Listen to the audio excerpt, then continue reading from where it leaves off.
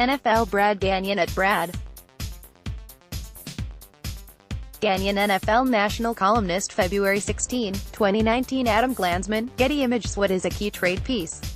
It's complicated. For a contending team, it might be a high-quality backup who could start elsewhere and fetch a player who could fill another hole. A key trade piece for a rebuilding team might be an aging veteran who would be more highly valued by a contender and could fetch an extra draft pick or two. For a team flush with cap space, it could be a cheap player who could be swapped for a better, more expensive one. And a key trade piece for a team low on cap space could be an expensive player the franchise could swap for someone cheaper and less established with more upside or an extra draft pick or two. Generally speaking, we're looking at players who are expendable to one team, but valuable to another. With that in mind, here are the top trade pieces on every NFL roster as we approach the start of the new league year. March 13, Rick Scateri, Associated Press. Following a 3-13 season, the rebuilding Arizona Cardinals probably aren't on the verge of competing in the strong NFC West. That makes any player in his late 30s an obvious trade candidate, and wide receiver Larry Fitzgerald will be 36 before he suits up for another regular season game. Fitzgerald is no longer the player he once was, but he's still a top-notch possession receiver who could help a wide variety of contending teams in search of wisdom off the field and a safety valve on the field. Arizona is on the hook for the 11-time Pro Bowler's entire $11 million 2019 salary following a recent extension, but you'd think that a cap-rich, receiver-starved competitor would be willing to give the Cards a premium draft pick in exchange for Fitzgerald's services. The Indianapolis Colts immediately come to mind. Still, there have been no indications the Cardinals or Fitzgerald want a divorce. If a trade goes down, it's more likely to happen in the fall, when it's clear Arizona is out of contention and a team needs him for a playoff run. Joe Robbins, Getty Images. Julio Jones remains the big receiver on campus for the Atlanta Falcons, while 2018 first-round pick Calvin Ridley looks as though he's due for a tremendous sophomore campaign following a 10-touchdown season. That could make veteran wideout Mohamed Sanu expendable, especially with slot specialists Golden Tate, Adam Humphries, Jamison Crowder and Cole Beasley slated to hit the free agent market. The 29-year-old Sanu has been a consistent, reliable and productive No.2 receiver the last 3 years in Atlanta, but the Falcons can save nearly $5 million by trading him. Doing so could eventually be viewed as an active selling high, and there'd be plenty of interest from teams looking for short-term solutions in the slot. Carolyn Castor, Associated Press. The Baltimore Ravens have 4 talented cornerbacks, and only one third-year first-round pick. Marlon Humphrey is an obvious keeper. Among the remaining 3, Baltimore would probably prefer to deal the declining Jimmy Smith in order to save $9.5 million. But nobody wants that walk-year cap hit for a 30-year-old who struggled in 2018. Instead, veteran Brandon Carr might present more opportunities for a trade that works for both sides. The Ravens can save $5 million by dealing Carr before March 17, while his new team would be on the hook for just $5 million in 2019. And while the 32-year-old is older than Smith, he's coming off a stronger season, and he's potentially controllable at a decent rate in 2020 as well. Another option could be to try to trade Tavon Young ahead of the final year of the 24-year-old's rookie contract. But Young is inexpensive anyway, and he wouldn't yield much considering his recent struggles with injuries. Tom Szyrbowski, Getty Images. Nobody's trading for star Latulila's bloated contract or LaShawn McCoy's worn-down body, but the Buffalo Bills might be able to get back something for defensive end Jerry Hughes. Hughes is one of the highest-paid players on the team, but they can save $7.5 million by releasing a pass rusher who has probably peaked. And that's a reasonable price to pay Hughes for one season if you're a contending team in need of experience and talent on the edge. Potential landing spots include the Atlanta, Indianapolis and Seattle, all of whom fit that profile and can afford that $7.5 million for the 30-year-old. Moving Hughes would of course hurt the Bills' defensive bid in 2019. But the team isn't likely a prime contender, and it could lose him after this season regardless. Brett Carlson, Getty Images. Mario Addison is the Carolina Panthers' best edge rusher, so they'd probably prefer not to trade him. But Addison is also 31 years old and probably best suited as a complementary pass rusher. If the Panthers believe they won't retain him following his walk year in 2019, they could consider making a deal, which would clear $7.3 million of Addison's $9.9 million cap hit off the books. That probably won't happen anytime soon because the Panthers don't know what lies ahead in March and April. But if they wind up with a new pass rusher or two after free agency and the draft, Addison could be dangled in the summer and fall. A lot of teams would be fired up about the prospect of bringing in a veteran who has recorded at least 9 sacks in each of his last 3 seasons. Rob Leiter, Getty Images. This one was a toss-up between linebacker Danny Trevathan and running back Jordan Howard, both of whom are entering contract years. Howard is more expendable because of the rise of Tariq Cohen in the Chicago backfield, but he's also coming off a mediocre season at a position that isn't highly valued. Coming off a much stronger season, Trevathan simply has more value on the trade market. His $7.7 million 2019 cap hit is far from an albatross, but the Bears are low on cap space at a projected $5.9 million and hoping to retain key defensive backs Adrian Amos and Bryce Callahan. They can save $6.4 million by trading Trevathan now, which isn't a bad deal considering they risk losing him next year anyway. Besides, it's not as though the Bears are lacking talent in the defensive front seven. Kirk Irwin, Getty Images. This could have just as easily gone to A.J. Green, who is entering a walk year as the Cincinnati Bengals' top receiver. But Green is coming off a major injury, and few teams would probably want to inherit a $12.2 million cap hit for 1 year with a potentially declining 30-year-old wideout. Quarterback Andy Dalton might also be declining based on a couple of years' worth of regression, but he's still an experienced quarterback in a league that loves experienced quarterbacks. He also represents more savings for Cincinnati. He's due $16.2 million, none of it guaranteed. And if you're a team in desperate need of one, that $16.2 million cap hit isn't bad for a starting signal caller. If the Bengals decide Dalton isn't the guy for new head coach Zach Taylor and a competitor is willing to take him off their hands now, they'd be silly not to strongly consider making a deal and starting fresh under center. Rick Scateri, Associated Press. With Kareem Hunt joining Nick Chubb in the Cleveland Browns backfield, a lot of folks are looking for a Duke Johnson trade this offseason.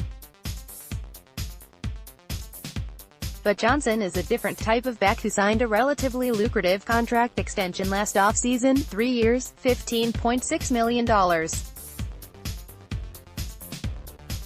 There's no telling what Hunt will be able to bring to the table, and the cap-rich Browns would save less than $1 million by parting ways with the pass-catching back out of Miami. Instead, the Browns could look to capitalize on the fact that they have 4 formidable linebackers in Jamie Collins, Christian Kirksey, Joe Schobert and Jannard Avery.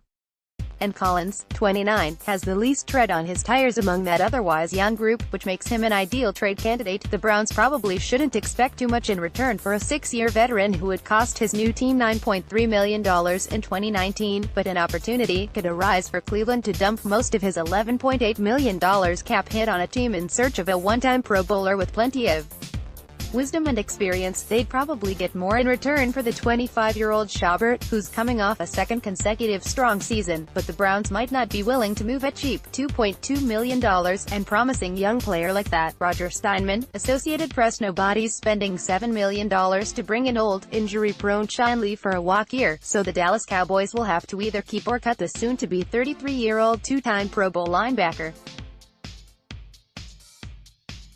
Instead, Dallas could look to explore the trade market for nickel cornerback Anthony Brown. Brown is also entering a contract year, but the Cowboys can basically part ways free of charge, while his next team would only be on the hook for a little more than $2 million. Not bad for a 25-year-old with 30 career starts under his belt and a ceiling that remains relatively high, and with Dallas already possessing Byron Jones, Chidobe Awuzie and Jordan Lewis at that position, the Cowboys can afford to cut ties and venture into the free agent market and/or draft with plenty of money to spend.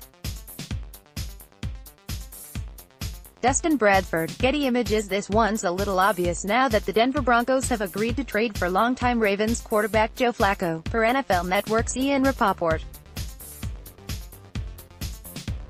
It would be rather ridiculous for Denver to devote $39.5 million to Flacco in 2018, starting signal caller Case Keenum in 2019, and Rapoport is already reporting that Denver will shop Keenum before either releasing him or asking him to take a pay cut. Regardless, the soon-to-be 31-year-old is now riding a quarterback carousel that might be picking up speed.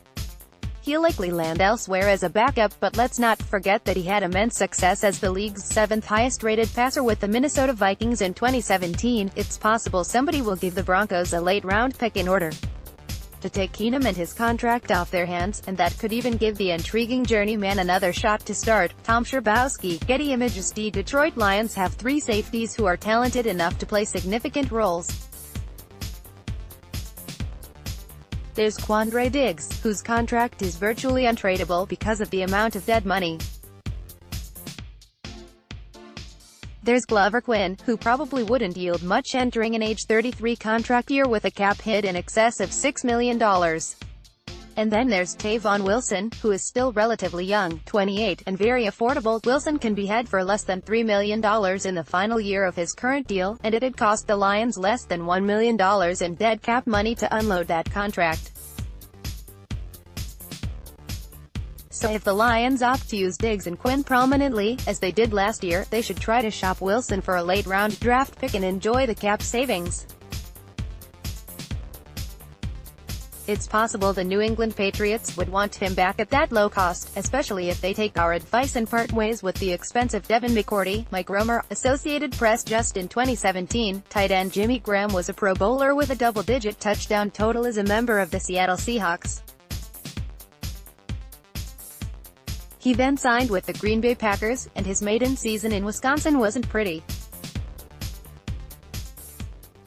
Graham was supposed to become a red zone weapon for quarterback Aaron Rodgers, but he scored just 2 touchdowns in 16 games. The Packers might consider cutting the 32-year-old in order to save $5.3 million in cap space, but it's also possible somebody will be willing to pay that, and give up a non-premium draft pick in hopes that the 5-time Pro Bowler has a bounce-back season in him. The New York Jets, for example, could use Graham's skill and experience at that position as they look to add weapons for young signal caller Sam Darnold, and Gang Green has the money, $95.1 million, to make it work. Chris Zigola, Associated Press. The Houston Texans, who are already giving big bucks on defense to J.J.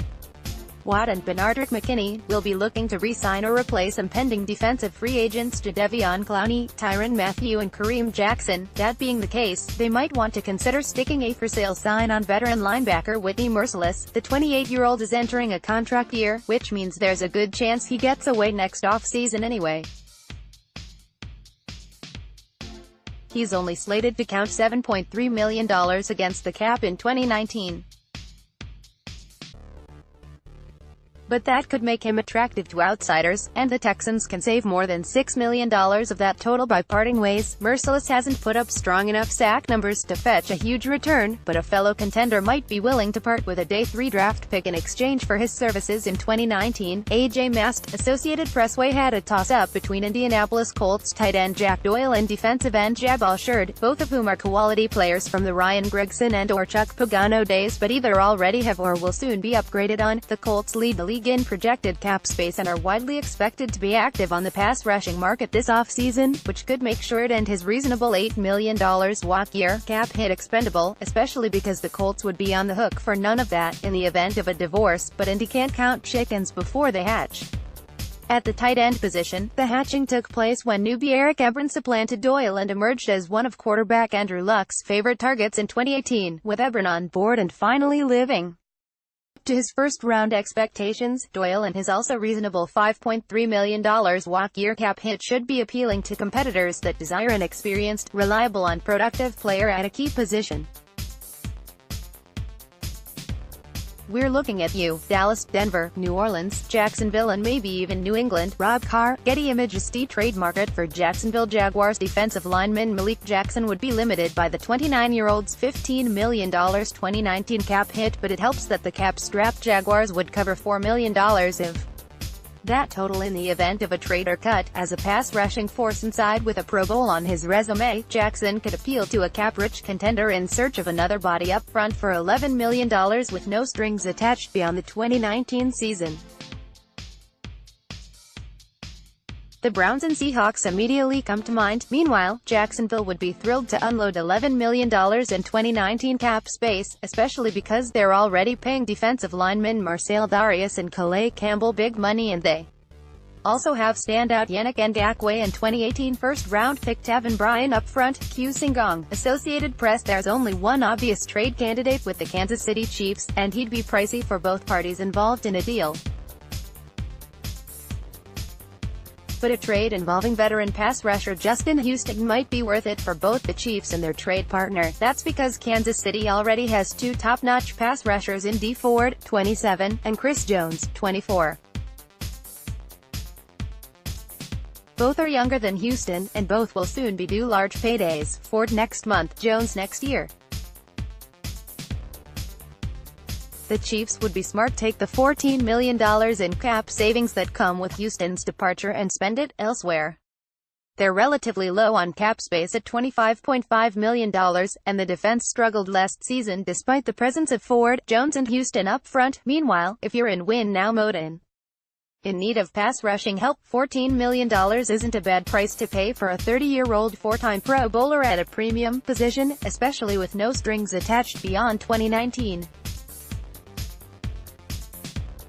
Might the Colts or Tennessee Titans be willing to give up a draft pick for Houston's services? Marcio Jose Sanchez, Associated Press. Running back Melvin Gordon is entering the $5.6 million option year of his rookie contract, which means that none of that money is guaranteed, and there's a chance the Los Angeles Chargers will lose him next offseason anyway. Versatile second-year back Austin Eckler actually had a higher yards per attempt average, 5.2, than Gordon, 5.1, in 2018, and he wasn't significantly less productive as a receiver.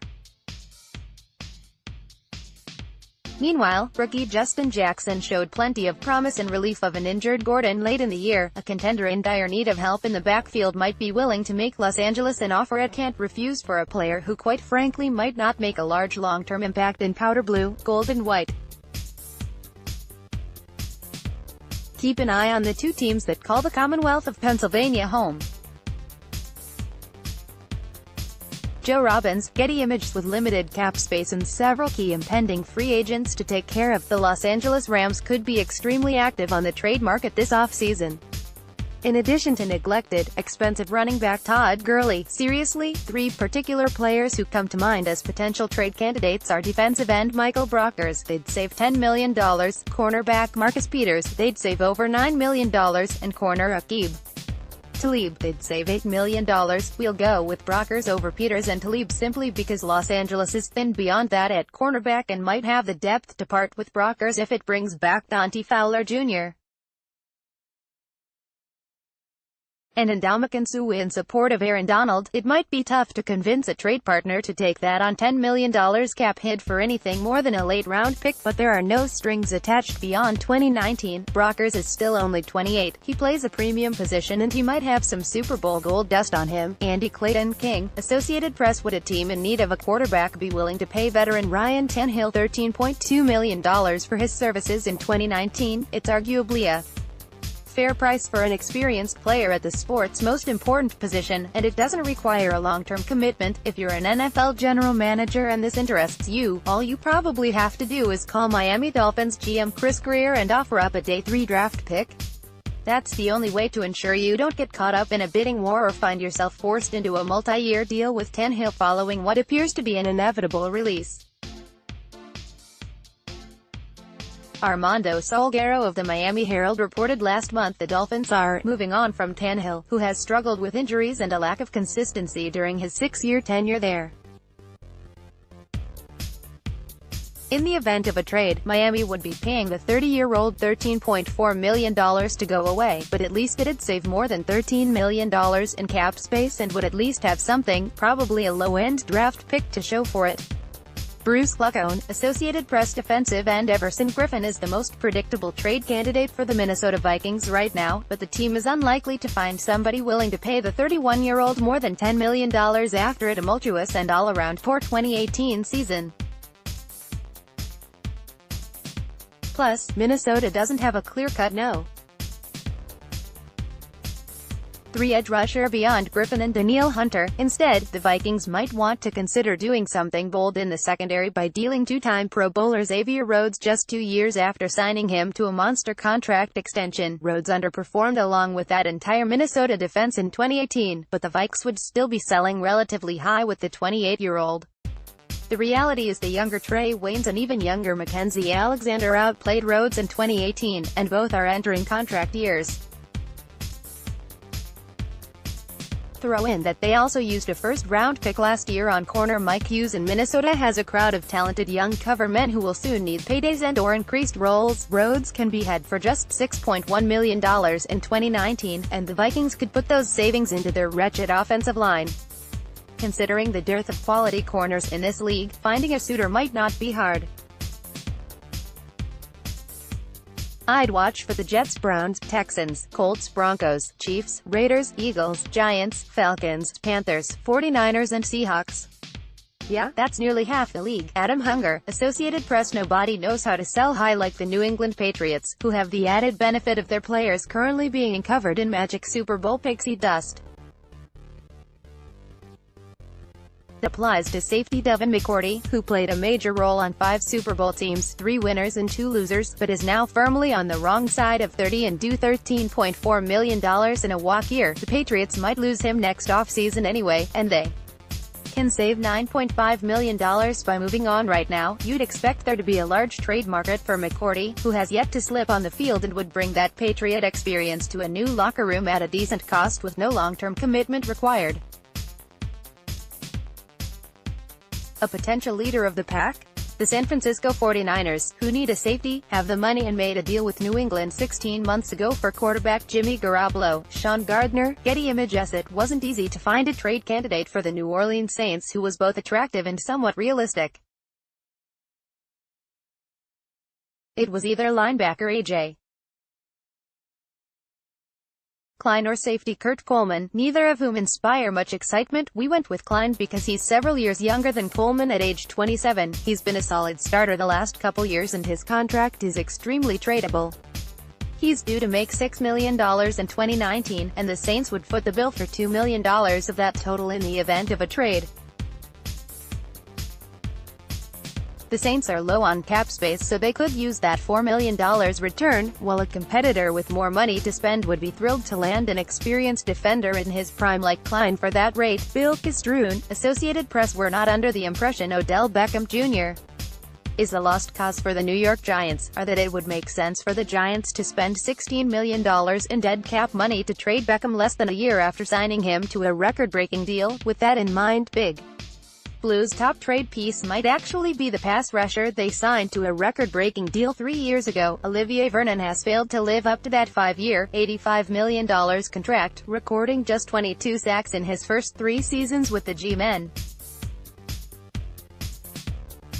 Now the Giants can essentially split his $19.5 million cap hit with a pass rush-needy competitor by eating $8 million in dead cap money in the trade.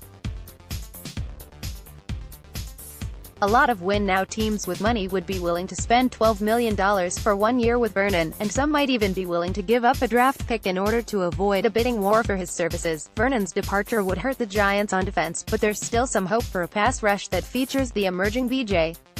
Hill along with 2018 third-round pick Lorenzo Carter. Mark Zaleski, Associated Press. Thanks to Manish Mehta of the New York Daily News, the cat's already out of the bag that the New York Jets plan to release veteran running back Isaiah Crowell once they start wheeling and dealing in March. But it's entirely possible that an interested team in need of backfield help will take notice and make Gangrene an offer for an experienced, still only 26-year-old who is coming off a solid season in which he averaged 4.8 yards per carry. Crowell is due $5 million in 2019, but the Jets have to cover 40% of that total regardless of whether they cut or trade him. It's easy to see Crowell landing in a place like Philadelphia or New Orleans, where the cap-strapped Eagles and Saints could find themselves having to replace backs Jay Ajayi and Mark Ingram. Lynn Sladky, Associated Press. This is hardly financial on the Oakland Raiders' end, since the team is projected to enter the new league year with nearly $70 million in salary cap space.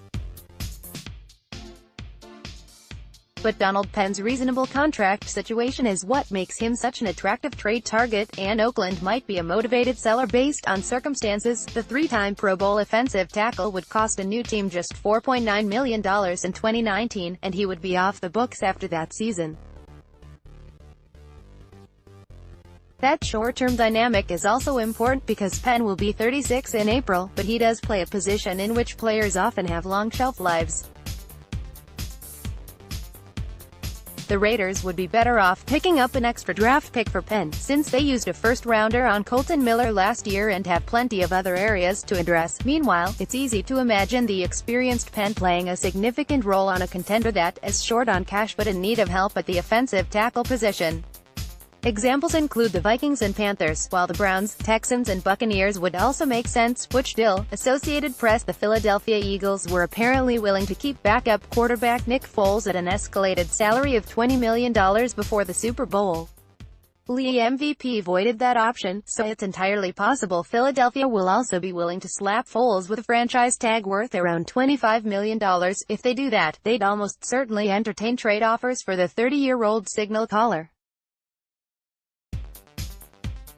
ESPN's Adam Schefter reported on that potential scenario earlier this month, noting that the Eagles would be looking for a third-round pick in return. Two potential problems. First, the Eagles don't have any cap space, making the tag-and-trade scenario rather risky. Second, Pro Football Talk's Mike Florio reports that said plan could violate the collective bargaining agreement. Regardless, it's a remote possibility for now, and there aren't a lot of trade candidates at other positions on Philly's roster. Would a quarterback-starved team like the Jaguars give it a shot? Keith Strakosik, Associated Press, rating superstar wide receiver Antonio Brown won't be easy for the Pittsburgh Steelers, at least from a financial perspective. They'd probably be best served to wait until June 1 to do so, since that'd enable them to spread out a dead cap hit in excess of $20 million over a 2-year span. But that could limit the market with the heart of free agency and all of the draft over with. Still, it's clear the two parties are interested in a divorce, and that does make a lot of sense on paper. Brown has obviously become a nuisance within that organization, and 22-year-old Juju Smith-Schuster might already be leapfrogging the 30-year-old Brown to become the team's best receiver, but a lot of teams will likely be in on Brown, who has gone over 1,200 yards in a ridiculous 6 consecutive seasons. And those with enough money and enough of a need will either wait until June 1, make room at that point in time, or find a way to convince the Steelers to pull the trigger earlier. Here are more than half a dozen teams that could do exactly that. Michael Zagaris, Getty Images. The San Francisco 49ers have a lot of first-round power up front on defense and a lot of other needs elsewhere. They can afford to keep Eric Armstead after somewhat of a breakout season at defensive end, but this might also be an opportunity for them to sell high and get something back for the 2015 No. 17 overall pick before he escapes as a free agent in 2020. The 25-year-old is slated to make just over $9 million in the fifth-year option of his contract that contains no dead cap money, which means San Francisco can sell him off to the highest bidder without consequence. And while Armstead has experienced an up-and-down career to date, the dude has plenty of talent at a key position. There'd be a market for him. Rob Leiter, Getty Images. Bobby Wagner is one of the best non-rushing linebackers in the NFL, and he's in his prime. Trading him would probably raise ire in Seattle, especially with Earl Thomas, Frank Clark and KJ Wright slated to become free agents.